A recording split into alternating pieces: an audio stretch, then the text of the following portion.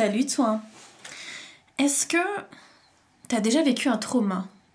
Est-ce que c'est un trauma qui te gâche la vie?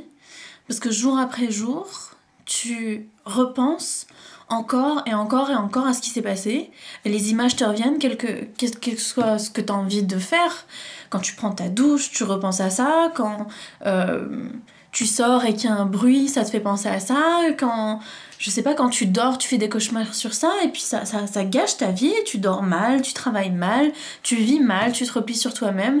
Et puis t'as du mal à parler aux gens, t'as du mal à reprendre des activités normales, à sentir les émotions. T'es plus triste qu'avant. T'es même pas triste, t'es plus dans un état de neutralité. Tu ressens plus rien, t'es plus là.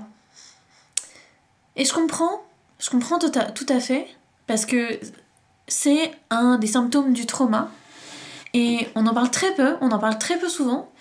Et on n'en parle que dans un cas très précis. C'est le cas de l'état de stress post-traumatique, chez les vétérans, chez les gens qui ont vécu la guerre. Sauf que quand on commence à étudier le trauma, comme je l'ai fait pendant plusieurs années, parce que moi aussi j'ai été atteinte j'ai vécu un traumatisme très grave quand j'étais enfant. Et d'ailleurs, si tu as envie d'en savoir plus, tu peux t'inscrire à ma newsletter qui est sur mon site internet. En fait, ce que j'ai compris, c'est que tu peux ressentir les symptômes du trauma autrement qu'en ayant vécu de la guerre, qu'en ayant vécu la guerre. C'est-à-dire que quand tu vas regarder les symptômes de l'état de stress post-traumatique sur la classification mondiale des maladies qui s'appelle le DSM, je crois qu'on est à l'édition 4 ou 5 aujourd'hui, je ne sais plus.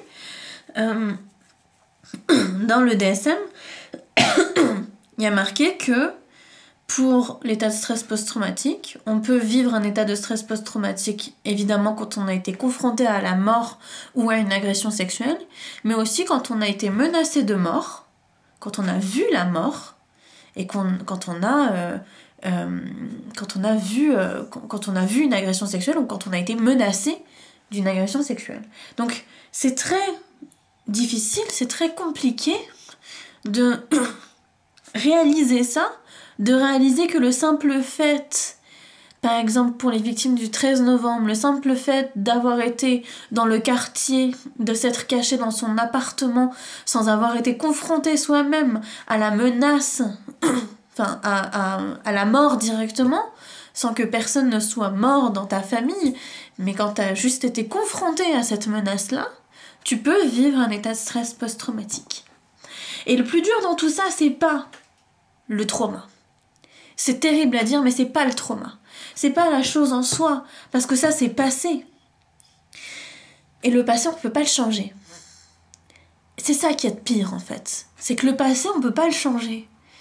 Et que on revit encore et encore et encore le trauma dans tous les aspects de la vie, que ça soit dans le sommeil, que ça soit dans l'éveil, que ça soit dans le travail, que ça soit dans les relations amicales ou même dans les relations intimes. Ça nous bousille de l'intérieur et ça te gangrène comme si c'était une maladie, quoi, comme si c'était un cancer en fait. La bonne nouvelle, c'est qu'on peut s'en sortir. J'ai vécu plein de traumas très graves. J'ai été moi-même menacée d'agression sexuelle. Mon frère a tenté de m'agresser sexuellement quand j'avais 9 ans. J'ai vécu des viols conjugaux. J'ai vécu... j'ai vécu plein de choses. Ma mère m'a frappée quand j'étais ado. J'ai vécu toutes ces choses terribles-là. Mais aujourd'hui, j'ai quand même un travail hyper épanouissant. J'aide les gens à sortir de leur trauma et à vivre une vie normale. Je suis fiancée avec un homme qui me respecte, qui m'aime, qui me soutient. J'ai des relations avec ma famille qui sont maintenant apaisées, puisque je leur parle plus, évidemment, mais j'ai essayé quand même de tout faire pour que ça se passe bien jusqu'à ce que la seule solution, ça soit la rupture. Et aujourd'hui, je peux dire que, ouais, ma vie va bien. Je travaille dans un bureau avec vue sur la mer, je suis calme, épanouie. Et mes traumas ne refont plus surface dans tous les aspects de ma vie, dans mon sommeil, dans mes relations intimes, dans mes relations avec les autres, dans ma relation avec la vie. Aujourd'hui, j'éprouve toutes les émotions par lesquelles un être humain passe dans sa vie. C'est-à-dire que je suis encore heureuse, triste parfois, en colère souvent. Mais le plus souvent, je suis réellement heureuse et j'ai énormément de gratitude pour ma vie. Mais comment est-ce que j'ai fait ça ? J'ai fait ça déjà en comprenant ce qui m'est arrivé. Parce que la plupart du temps, quand on vit un trauma, c'est difficile de se rendre compte qu'on a vécu un trauma. Donc pendant longtemps, on se dit, mais pourquoi est-ce que je vis comme ça ? Pourquoi est-ce qu'il m'arrive toutes ces choses ? Pourquoi est-ce que je reproduis des schémas ? Pourquoi est-ce que je me sens si mal tout le temps alors que j'ai aucune raison de me sentir mal ? Pour ça, il faut se poser une question. La première question, c'est depuis quand est-ce que je me sens mal ? Et même si tu sais pas répondre à cette question tout de suite, je pense que c'est une bonne chose que tu laisses la question en suspens à l'intérieur de toi et que tu vois quelle réponse remonte dans les jours, les heures, les semaines qui suivent. Et pour certains c'est long, pour certains ça ne l'est pas. Pour certains c'est mais il m'est rien arrivé du tout, et puis dans un cauchemar remontent les souvenirs. Et parfois c'est lors d'une balade en marchant dans la forêt que le cerveau, en réorganisant ses idées, retrouve ce souvenir traumatique terrible. Ça, c'est la première étape. C'est se souvenir, c'est être conscient, c'est savoir qu'il est arrivé quelque chose. Savoir quoi exactement, je pense que c'est après, plus tard, qu'on réalise. Et une fois que on a retrouvé le souvenir traumatique, il faut gérer toute l'hypersensibilité. Parce que quand on est en état de stress post-traumatique, on ressent ce qu'on appelle l'hypervigilance. Et l'hypervigilance, c'est être sensible à tout. C'est être dans un mode survie tout le temps. C'est, dès qu'il y a un bruit, se dire c'est une possibilité d'être agressé encore une fois. C'est une possibilité de mourir ou d'être violenté encore une fois. Et gérer cet état d'hypersensibilité, c'est difficile de le faire seul, parce qu'il faut retrouver en soi un espace de sécurité. Et c'est une étape cruciale à construire pour passer à la troisième étape. Et cette troisième étape, c'est, une fois que tu te sens en sécurité, se pardonner et utiliser cette énergie-là pour se dire, ça ne me définit pas, je vais pouvoir passer à autre chose. Et c'est dur, et c'est compliqué, c'est pas facile, et c'est encore moins facile quand on est seul. Parce que quand on est seul, c'est difficile d'être objectif sur ce qui nous est arrivé, c'est difficile de trouver du soutien en soi parce qu'on doute de tout, tout le temps. Parce que quand on a été agressé, on a l'impression que c'est de notre faute. Alors que on est la victime. C'est difficile de se poser en victime aussi. Et quand on se pose enfin en victime, il faut accepter de l'aide.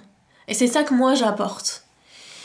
Et c'est pour ça que j'ai décidé de sortir un petit programme qui s'appelle Tourne la page, qui est un programme qui va se dérouler en 10 jours. Et en 10 jours, ça sera chaque jour une vidéo pour reprogrammer ton cerveau et prendre de nouvelles habitudes par rapport à ce trauma. C'est-à-dire arrêter les flashbacks, arrêter le sentiment d'hypervigilance, reconstruire la sécurité et aussi se pardonner de ce qui s'est passé et transformer cette énergie-là en quelque chose de plus grand, de plus fort, de mieux, de plus utile que toute cette souffrance et toute cette tristesse. Voilà, je pense que c'est tout. Donc si ça t'intéresse, je t'invite à passer sur mon site internet, à t'inscrire à la newsletter et t'en sauras un peu plus dans les prochains jours. c'est une offre qui sera hyper limitée parce que j'ai pas envie de laisser ça à n'importe qui. J'ai pas envie de laisser ça aux gens qui veulent juste voilà, acheter une formation pas chère comme ça et jamais s'en servir. Je veux que ça serve à des gens. Je veux que ça soit utile. Et c'est pour ça que je laisse ça limité parce que je veux que ça soit utile aux gens qui me suivent, qui regardent mes vidéos, qui me suivent sur les réseaux sociaux et qui savent que ce que je leur apporte, c'est quelque chose qui est précieux.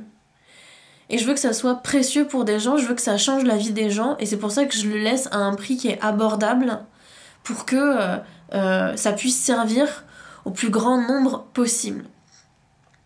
Parce qu'aujourd'hui j'ai trop de clients one-to-one, du coup je suis obligée d'augmenter mes prix drastiquement, et je sais que je sais que mon temps je vais pas pouvoir l'offrir à n'importe qui, donc je laisse un programme en ligne que je veux pas non plus offrir à n'importe qui que je veux juste offrir à des gens qui veulent saisir cette opportunité là. Et pour saisir cette opportunité il va falloir être rapide et voilà. Donc je mettrai toutes les infos en lien dans la description pour accéder à ce nouveau programme qui, je l'espère, va aider plein de monde. Voilà, c'est tout. Donc, si cette vidéo t'a plu, laisse un pouce bleu, mets un petit commentaire si tu as une question ou quelque chose que tu as envie de savoir. Si tu as envie d'être accompagné en one-to-one avec moi, sache que encore une fois que je prends pas n'importe qui et que parce que mon temps est maintenant très précieux et c'est quelque chose que j'ai envie de garder en fait. Donc si t'as envie d'être accompagné en one-to-one avec moi parce que t'as un trauma lourd, parce que t'as vraiment envie de t'en sortir, que tu sais déjà ce que c'est que le coaching et l'accompagnement et que tu sais que ça va vraiment t'aider, là je te propose de cliquer sur le lien Calendly qui est dans la description et choisir un appel avec moi qui est totalement gratuit, qui est un appel d'1 heure pour que je vois si tu corresponds à ce profil. Et si non, ben on travaillera pas ensemble et c'est pas grave, mais si oui, là je te redirigerai vers mon directeur commercial qui lui te donnera toutes les informations sur la vente, je sais pas, l'étalement du paiement et ce genre de choses. Moi je m'occupe plus de ça, c'est lui qui fait tout. Voilà, je crois que c'est tout. Donc on se dit à très vite pour une prochaine vidéo. Allez, bisous.